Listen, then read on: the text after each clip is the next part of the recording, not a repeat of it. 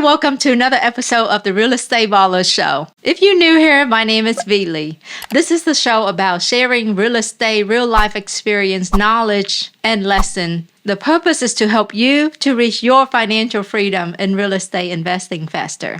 Today is a special day because it's not every day I get to interview a prince. So join us with Mark Pelshak on his real estate journey, on how he got started in real estate investing and now buying real estate in Nigeria. So stay tuned.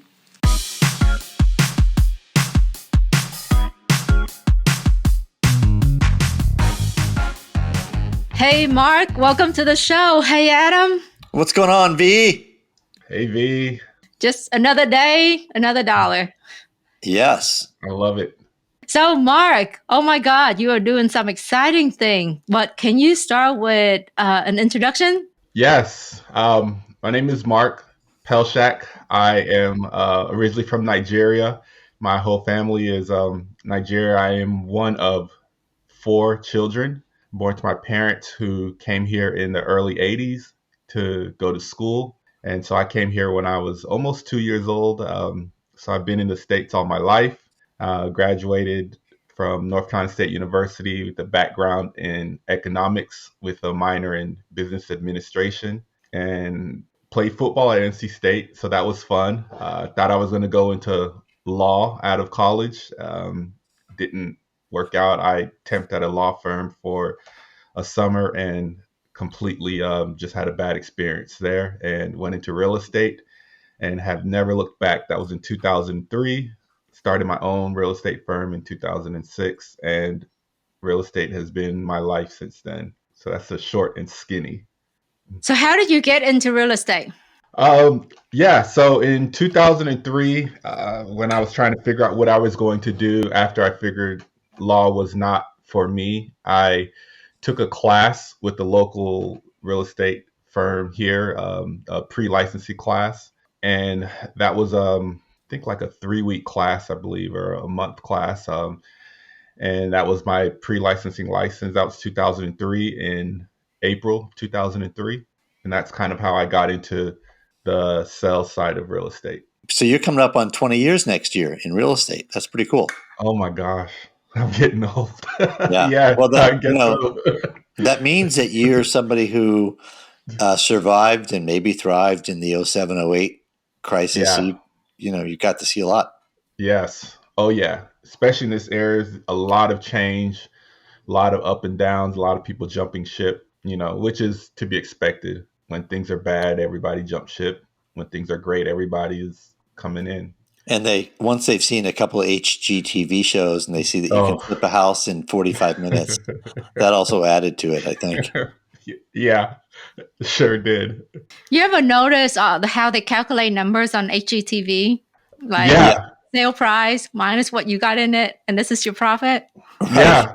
And the crazy thing is, even as a realtor, you can fall for that because, I used to watch all those shows and I'm like, oh my gosh, I need to get into flipping a house and, watch those shows for years. And then when you actually get into it, it's nothing like they make it out to be. Right. And the shows, they need to have drama for people to watch it. And the reality is anybody who's a seasoned real estate investor is trying to avoid drama at almost all cost.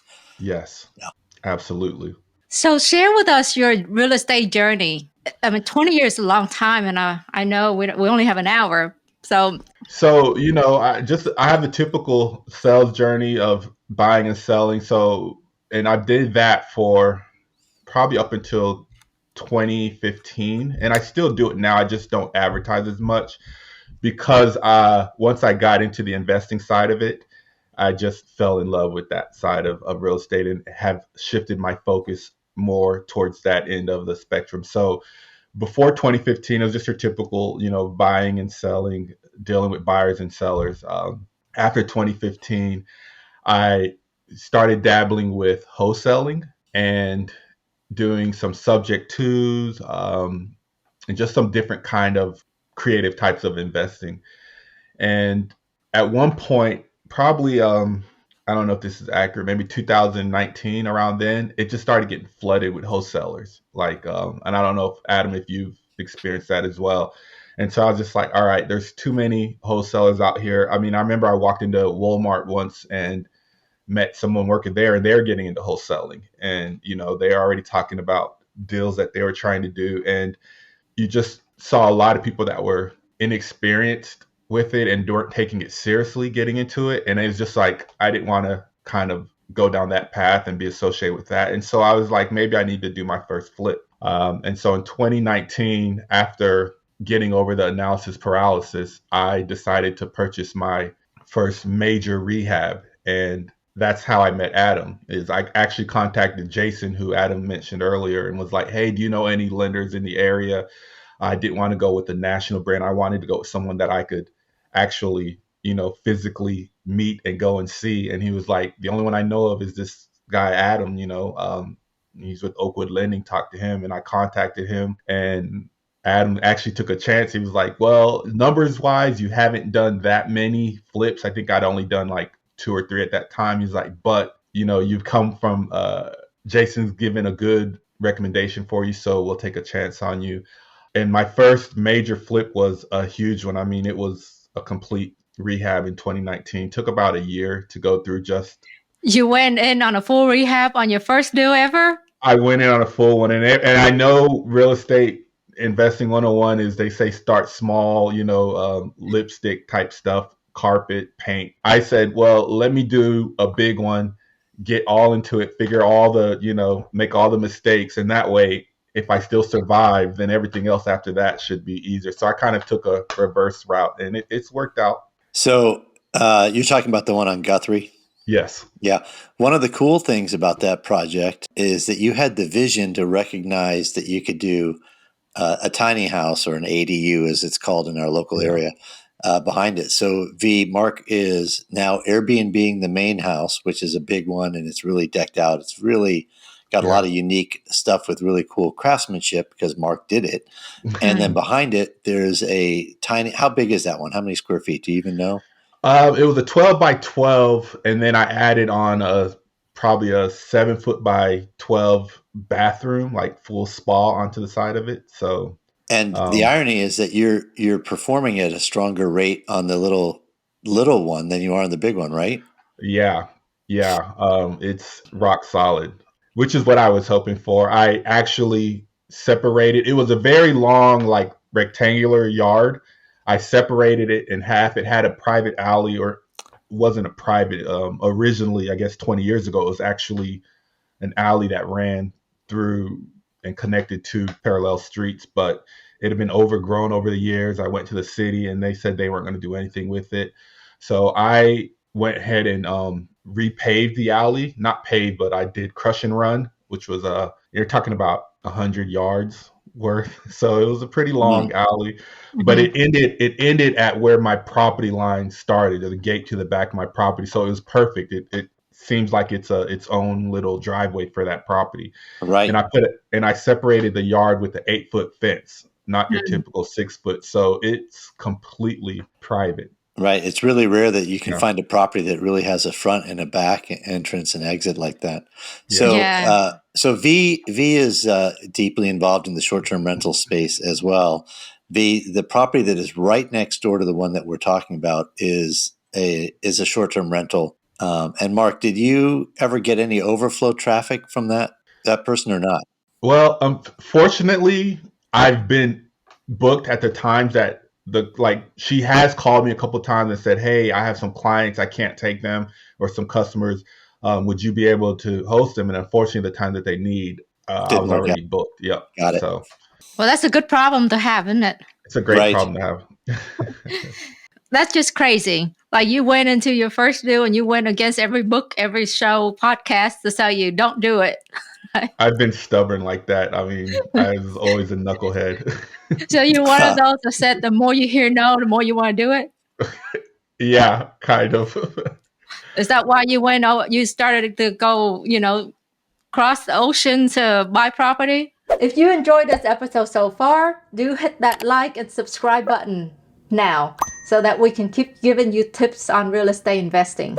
A little bit, and it's risky buying, especially I come from Nigeria, which, whatever you've heard or sentiments out there, but Nigeria is not always given the best of light, but it's a beautiful place and beautiful opportunities there. And when I'm a capitalist, so when you go and the value of the money, right? Like for instance, the currency there is called naira, and the naira when we started buying was trading at like 250 to the dollar, and today it's at like 750 or 700 to the dollar. So just in that spread alone, that arbitrage alone. And so that's kind of what has endeared myself to investing in Nigeria is just the dollar goes further there. And Mark, are you investing on your own with your own money, or do you have partners, or how are you going to do that as you grow it? It's been my own money, taken out, what do you call it? HELOCs, like using a HELOC or just using own savings or whatnot. Because there it's not like a mortgage society. They don't have mortgages. They're not as prevalent as you would find here. It is something that's kind of coming up now. So everything there is a cash society. So you're buying everything cash, but then you own it Or with outright. diamonds? Oh, with diamonds over time. I don't know about diamonds. I mean, but we do have gold, but I don't know about diamonds. And how many princes of Nigeria are there? Because I feel like they're always reaching out to me to tell me that they want to put their money in my bank account. Oh, you've been targeted. Uh, No, the crazy thing is, so in certain cultures in Nigeria, they have chiefs, and like the Igbo tribe is a major. So Nigeria has three major tribes. You have your Yorubas, your Hausas, and your Igbos. And in like the Igbos and the Yorubas, and I would say maybe a little bit of Hausas, like they have chieftaincies. mm, And in the Igbo tribe, you can buy a chieftaincy if you pay enough money, and so therefore your children would become royalty, even though you bought that chieftaincy. So I don't know how many princes and that's princesses funny. there are because so many people can So I buy. can go to Nigeria and become a princess You Right. could in multiple ways, yes. in Uh, multiple ways. so, Mark, would it be hard or easy for somebody from the U.S. who's an entrepreneurial spirited person but has no knowledge of Nigeria to go and do what you're doing, where you're going to go to Nigeria and go ahead and start investing in real estate? You would definitely need somebody who's there and somebody who has the understanding, because if not, you're going to have your hat handed to you. It is you can be taken advantage of. For instance, they are still a paper based society, and are just getting into the cataloging of stuff digitally. And so, therefore, you can run into situations where you bought a land that was just sold to somebody prior, or even at the same day was sold to multiple people, and then you have a challenge of figuring out who's the rightful owner. So if you don't know what you're doing, you will have your hat handed to you. But it's with any high risk, there's high rewards, you know. Got it. And what projects are you going to start with there? Are you building homes or hotels, or what are you doing? So we V was asking me this before. She's like, "How many homes do you have?" Between myself and my brother and family, probably six or seven spread around the country. But land wise, I've probably got 20 properties. The largest one is 3 hectares, and I think a hectare is what 7 acres or so for the 3 hectares. So that one I'm looking to clear cut and do the infrastructure and then maybe sell off the lots. And then I do have other like the smaller plots. One of them I want to build a 30 unit townhome or condominium type community and do it on a short term rental. Like these properties are within 5 miles from the airport, so be able to get those transient travelers and overnight travelers and so forth. So So do you have to be a Nigerian citizen to purchase property, real property in Nigeria? you don't know, because we have brought in foreign investors to come in and look at some of the projects, some of the bigger projects. So you don't have to be a Nigerian citizen, but you probably would have to work with you would have to have a Nigerian on your team, or somebody local. or Like somebody. in some country, you cannot own property unless you are a citizen of that country, right? Yeah, yeah. Um, Nigeria's not like that. Ghana, I think they've opened it up. A lot of those West African countries, you can purchase property. so obviously, you never heard of title policy in Nigeria. No. They probably go out of business fast. Right, right. It is something I'd like to introduce, though. I mean, even that in an MLS type system is one of the things I'm looking to try to introduce there. And is tourism becoming a thing where your properties are located, or not really a big deal? Tourism is. They have a lot of like festivals, a lot of good things going. Like where I'm investing now is one of the coastal areas that the slaves were shipped from to come into the Americas, into Europe. So their tourism is a good bit of the income in that area. And tourism around all of Nigeria, I guess there's different aspects. Once you get past right now, there is some safety issues, and that typically happens anytime that we're coming up on an election year. I think they're going to have the new president sworn in February of 2023. So a lot of times when you're coming around, that election period, there's a lot of uncertainties and so forth, safety issues. And so how often do you think, or how much time do you have to physically spend in Nigeria throughout this whole process? So right now, a lot of it is just similar to what we have here with the short term rentals. Is you have your systems in place. So a lot of the times that I've spent there was kind of getting those systems in place and training people to be able to identify and do the work as if I was there myself. So we do have people there on ground, and we've been able to rewire their mindset to be able to operate on a more what you would see from a Western standard, giving reports, knowing how to investigate and be able to get the information that we need. And so a lot of my time on the early side of it was building up those people. And so now I don't have to spend as much time home. I mean, because I can get reports from them. I can get, they know how to use WhatsApp and video chats and Zoom and all those things to be able to seamlessly or take away a lot of that travel headache. But in the beginning, I was spending, some months. In a year, I'd probably spend 3 or 4 months back home.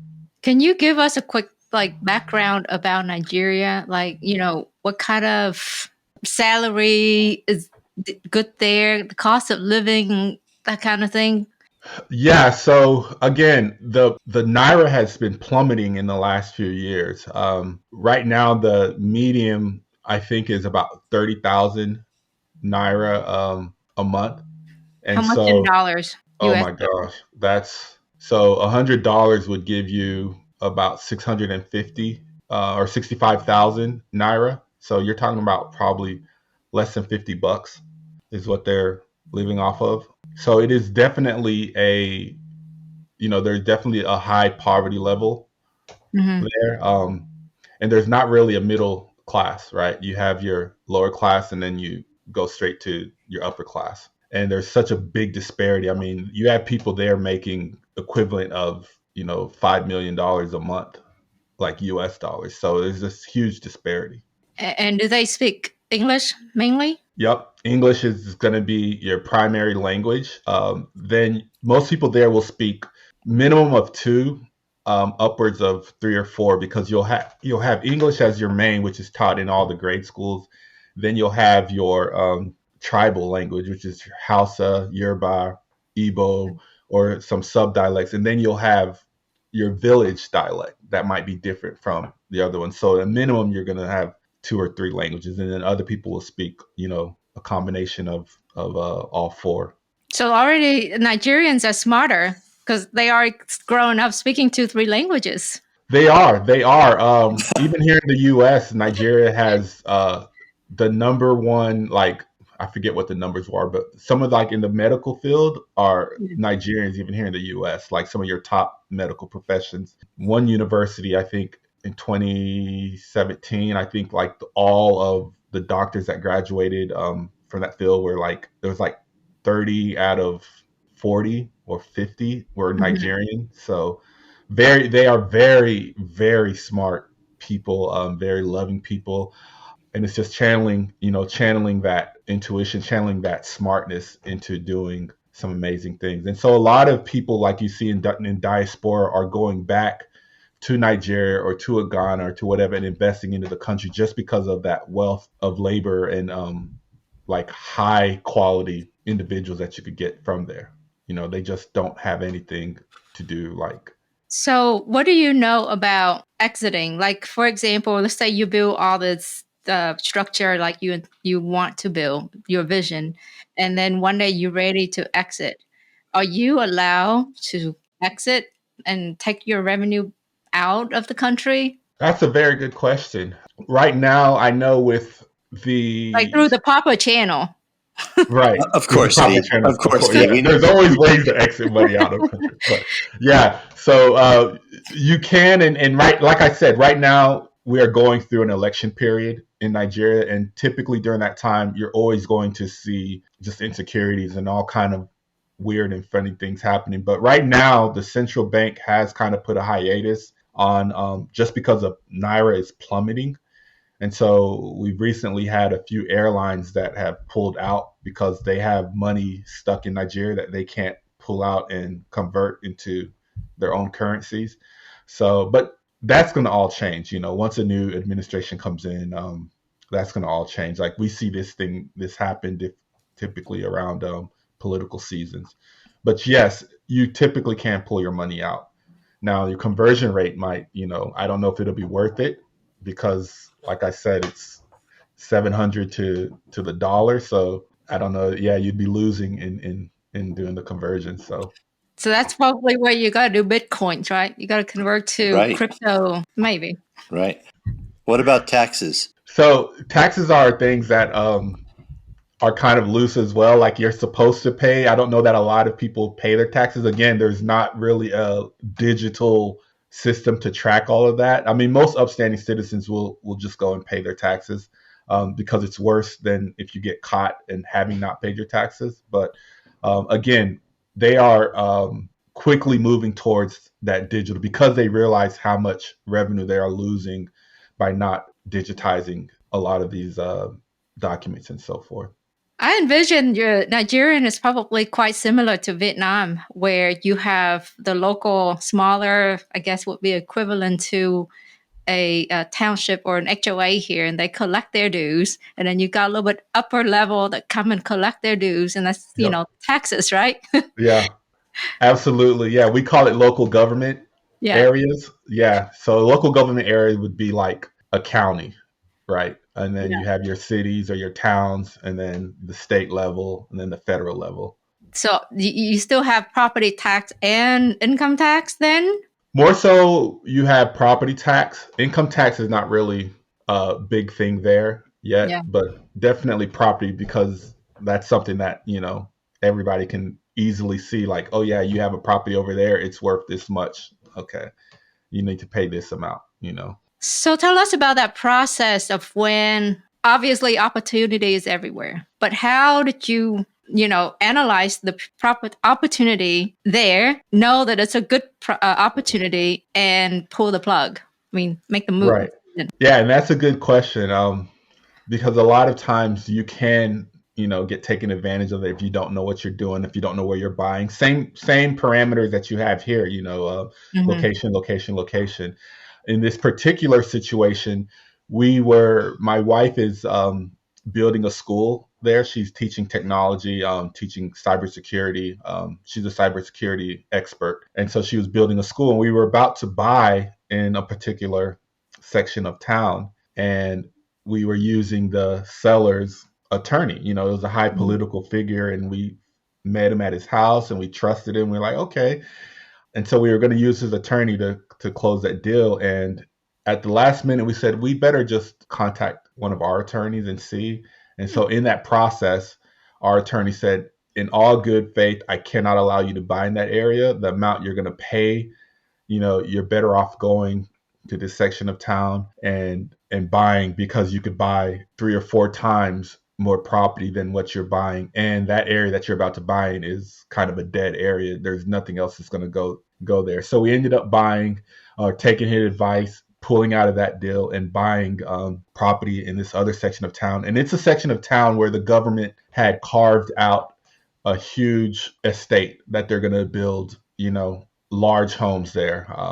And they had already sold out within the first 18 months of advertising the area, and they had already fenced off the area. And so we were able to buy within, close proximity to that area. And so it was just kind of a no-brainer, and this area has a lot of expatriates building houses. And if you've never seen the houses in Nigeria, I mean, I would imagine Vietnam has some amazing structures as well. I would encourage everyone to go check out like real estate, like some of the buildings in Nigeria. They have some amazing marble white structures, and like what would be here probably multi-million-dollar homes. So Yeah, they probably have all kinds of custom material, cool stuff, yeah. right? Oh yeah. Do you have a lot of Lowe's and Home Depot right around the corner from these properties that you can? None at all. None at all. Oh my gosh, you have to go to like lumber yards, or people are like cutting trees down with like archaic tools and everything. But that would be a good business to set up if you had a Lowe's or a Home Depot. I'm sure in the years to come, one of those big boxes will come to Nigeria. So to summarize the risk and reward on this, it sounds like on the high risk side, you've got the political arena, you've got the currency translation, the difficulty of not being near where it is, lots of possible corruption going on there. And then on the positive side, you've got a market that really hasn't been tapped yet. And the labor dollars are just so inexpensive that it seems like it's worthwhile to cover all those other risks. Is that right? Or am I missing something? Yeah, absolutely. And you mitigate some of that risk by having, proper people and a proper team and whatnot. So one of the things that helped us, that encouraged us to buy in the area that we're buying in, is that the attorney that we're using, he physically uprooted his family and moved to this remote village and established himself there because he just believed in it that much. And so we kind of, that was kind of encouraging to see. And we actually got in at the right time, because after buying, I mean, everything just started exploding. We were able to buy a road and name it, being able to have the naming rights on this long, like 2-mile road. So just a little cool, fun stuff that we're doing there.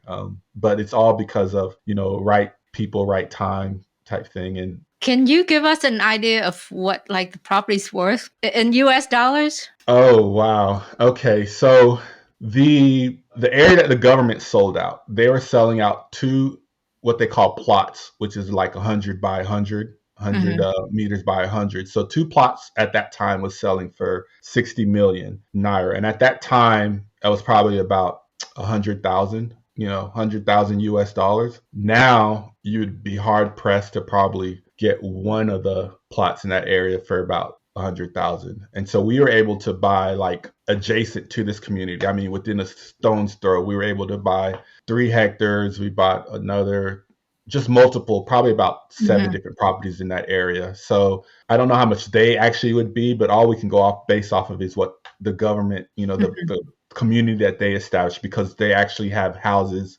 going up in that community, and we know what they sold for. So I would think probably around that price if we wanted to sell our lots. And I think out of the 3 hectares, we probably could get, I think they said 60 plots out of it. But I'm planning on going in, doing the road work. So I would think the road work might take maybe 15 plots out. So we'd have like 45 plots. So to track the math, it might be $5,000 to $10,000 per land per property is what you're paying. When we purchased, but to sell, you're talking about 100,000 each. So if it all works out. Right? Yeah. So it's nearly impossible for a local Nigerian to own property. In that area, yes. Which is another thing, so like I said, a lot of those are expats, like Italians are buying, some Indians are building their houses in there. So they're just expatriates, and Nigeria is encouraging like its diasporans to come back and build in there.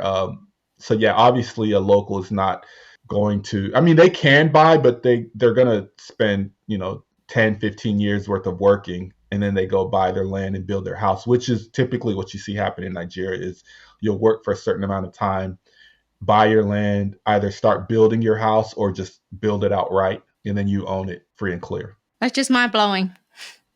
I love learning about different places and how they do things. Yeah, thank you for sharing all this perspective and your time, Mark. Thank you. I've enjoyed it. Are you planning to build them all out, or are you just gonna plot?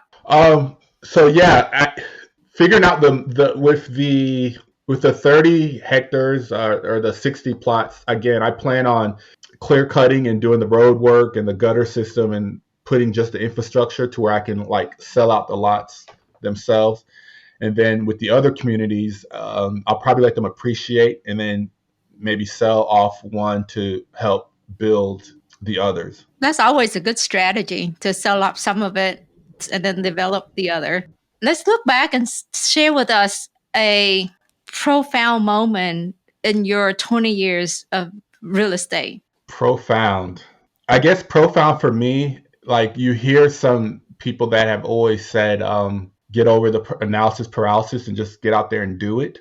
And for years, it was just, oh, you had to have everything perfect. You know, you had to have your numbers, you had to have this, you had to have your exit strategy, and all that is good and well. But if it gets in the way of you actually getting out there and doing it, you know, it's not good. And so when I just kind of got over that analysis paralysis and actually got out there and did it, like the world of real estate opens up so vastly to you, like in that moment. And so for me, that was kind of the profound. And I know you hear a lot of people say it, and for whatever reason, people don't kind of take heed to that. But if you just really honestly just get out there and do it, like you start looking at different things as far as in the real estate realm that just is game changing, mind blowing, and can change your life. So be like Nike, just do it. Just do it. Yes, just do it. Here's the question we ask every guest. What is something that people might be surprised to learn about you? Surprised to learn about me? Well, that I'm Nigerian is one. I mean, I have to tell people that I don't sound Nigerian, and I have 4 kids.